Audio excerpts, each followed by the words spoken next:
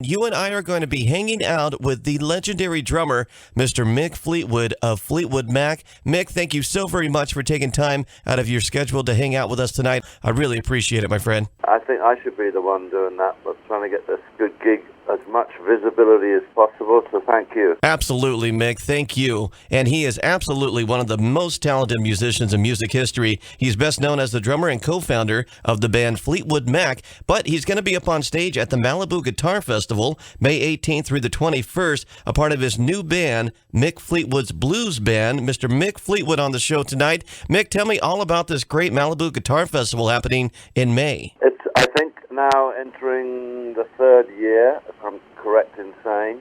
Malibu is a scene in itself. Anyone who doesn't know, it's sort of a miracle place that anywhere that's that close to a giant metropolis known as Los Angeles and has survived much like its own sense of community and, if you like, a village, it is sort of remarkable. So there's a great sense of community always in Malibu, and this festival was started, I think, about 3 years ago, and happily it survived for good reason. It's always eclectic. It's always got a good component. There's always a good charity involved, or several charities, which is never a bad thing, and it's also very much part of why I think the event was even invented in the first place. I'm not quite sure of all the details of that. It's an exciting festival, and it's hugely eclectic, loads of different artists, and quite frankly, even ones that aren't blueprinted as being the talent roster. There's very often things that happen during the festival that are impromptu and thus always makes an exciting event even more exciting. And if you're just joining us tonight, welcome to the Mick Fleetwood interview. So, Mick Fleetwood, while I have you on the phone tonight, my friend, tell me more about the Malibu Guitar Festival happening May 18th through the 21st in Malibu. It's going to be fun because I live in Hawaii, in Maui, but I lived many years in LA, and most of those years were spent in various places out in Malibu. So for me, it's a vague coming home. That's really sort of fun for me. I know I'll probably be meeting up with, hopefully mostly not too many ghosts from my very crazy days in Malibu.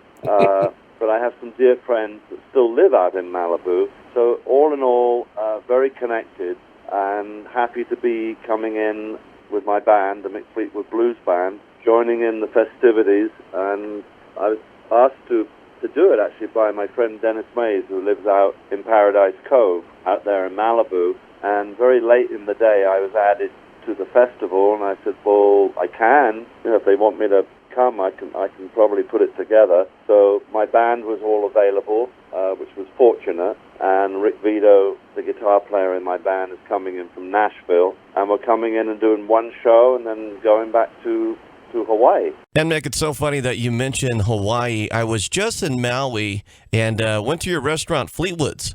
Oh, wow. Great place, man. Great place. Yeah, I often play there, and in truth, this band that's playing out in Malibu, two of the bass player and my drum tech, who also is a great drummer, comes and we have a little bang around on a couple of songs during the show. But and Rick used to live out here for a while, so it's sort of the band for sure was invented, if you like, about 12 years ago out here in Hawaii, and we've toured, done festivals, blues festivals all over the world through the years. So coming to Malibu will be just as all the other places, a lot of fun, and we love what we do, and we're not trying to reinvent the wheel. We just get down there and grind it out and do what we hope entertain people.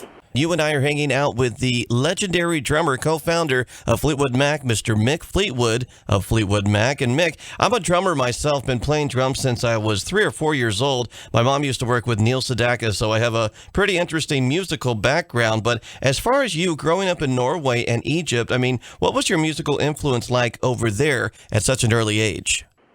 Almost nil, I would say, and unbeknownst to me, at best, which ended up being something because Mum used to listen, and I was too young. I was really a baby. But hearing you started playing drums at 3 years old, that's wild. I didn't start really until I was about 9, banging around on furniture and stuff. And probably before that. And the only non-specific memory I would have is my mother always used to do the cleaning, listening to the BBC home service, because we were often stationed overseas. And I have always memory of the radio blaring away, and that would be the nearest thing to. And then at some point, as a young, I probably was about 6 or 7, I started banging on leather furniture and stuff when Mum would be listening to the radio cleaning, and she would have like a glass of sherry. She didn't drink much, but she always did the cleaning and had a glass of sherry and smoked probably 1 or 2 cigarettes, because she didn't smoke, but she did when she cleaned. I'd always remember that. And then later on, in truth, it was just boarding school. I used to listen to Radio Luxembourg and probably hear people, like Buddy Holly and the Everly Brothers, early Bo Diddley, and some R&B stuff on the radio. And Mick, I had a radio show here on KSBR Radio called The 60s Experience quite a few years ago, and I know you started the band Fleetwood Mac with a gentleman by the name of Peter Green, but what was that experience like for you personally when you first met up with Lindsey Buckingham and Stevie Nicks? What's your biggest memory? The biggest memory, for me now, me and John are heading up as, the original members of Fleetwood Mac. In August, we will have been doing this with Fleetwood Mac, me and John, for 50 years. So the advent of my history, of course, not skirt around that at all. Meeting, and rather hearing, really, and then meeting Stevie and Lindsey was hugely pivotal and no doubt the most aggrandized moment in the history of Fleetwood Mac in terms of the enormity of where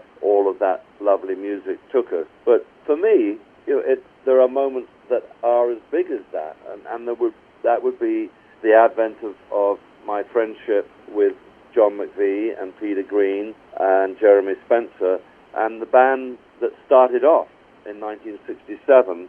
That's a huge moment for me when I look back, and it's as big as meeting Stevie and Lindsey, where it resonated as something really, really important. And then you look back at all of the lovely people that played with Fleetwood Mac through the years. Bob Welch would be a major exponent when Christine McVie joined Fleetwood Mac all those years ago, many, many, many years before Stevie and Lindsey. So it's a really, really unbelievable story that after all of those years, some of them were a bit chaotic and some of them maybe weren't as focused musically as we were when we started, and as we became, when the advent of Stevie and Lindsey joining, it became very, very, very focused, and thus a memory of and an appreciation that the story continued, and was alive and well. But anyone who's come through the ranks of Fleetwood Mac, I deem to be part of the story, and there's no doubt there are certain chapters that happen to resonate in a more important way. And that would be definitely one of them, for sure, in a major way. It was meeting Lindsey and Stevie and being introduced not only to them as people, but bringing what they brought to Fleetwood Mac has been, like with Christine, when you really take a breath and say, it's their music, it's their songwriting that became such a pivotal moment that really enabled the band to continue creatively. And as a player, I don't sing and I don't write, but I'm majorly part of a band that's been in existence now for 50 years. So I can speak very clearly about what that means to a band called Fleetwood Mac. And Mick Fleetwood, I just want to take you back for a few minutes to the end of 1976 and the beginning of 1977. The 40th anniversary of the Rumors album is this year. And what was it like being at the record plant there in Sausalito, California? Because Fleetwood Mac did most of the recording there, correct? All the basic drum tracks were done in Sausalito, and then we stripped that album down probably twice, right down to the drum tracks. We just worked that thing, until we realized that we were running the tape. All the tape was peeling off. We had to save. It was a huge technical feat, in truth, that we had. Luckily, we had the original 16-track drum tracks that were recorded, and then we had to overdub a whole load of stuff. So it was a fascinating run, but to my recollect, all the drum tracks were originally done at the record plant with a whole load of overdubs that were, for the most part, all redone during our just hugely involved trying to get that album as beautiful and as right as possible. Looked like the hard work sort of paid off, and it was a lot of work that we willingly, to us it wasn't work, it was pleasure, and we were like just beginning to realize that all of the lovely success that we were enjoying from the first album we made with Stevie and Lindsay, Fleetwood Mac, quite frankly enabled us not to indulge in a bad way, because we often got talked about as, oh, they spend a year and they spend so much time in the studio,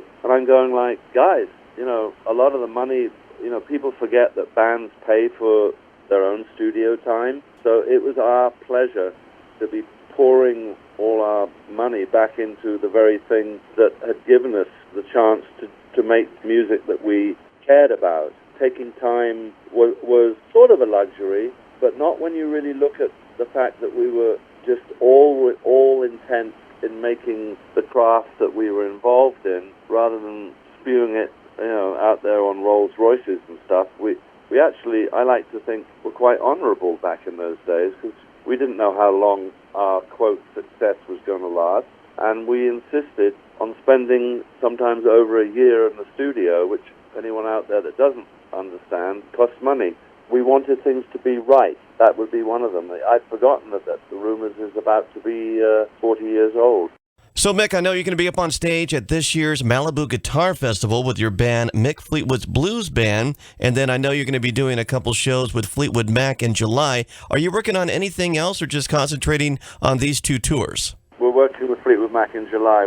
Us and the Eagles are doing two major shows, one in California, Dodger Stadium, and one at Citi Field in New York about 2 weeks later. All right, cool. Sounds good to me, Mick. Hope to catch you at one of the shows. See Mick Fleetwood as he headlines this year's third annual Malibu Guitar Festival, running from May 18th to May 21st. For more information on the event, visit MalibuGuitarFestival.com. For more information on Mr. Mick Fleetwood, visit his website at MickFleetwood.com. Mr. Mick Fleetwood, thank you so very much. I really appreciate it. All good, and thanks for your help, and it should be a great 3 days out in Malibu, and they run a great charity out there the night before the festivities start of 3 days of the festival. So get out there and support and enjoy, and Malibu's a great place to be anyhow.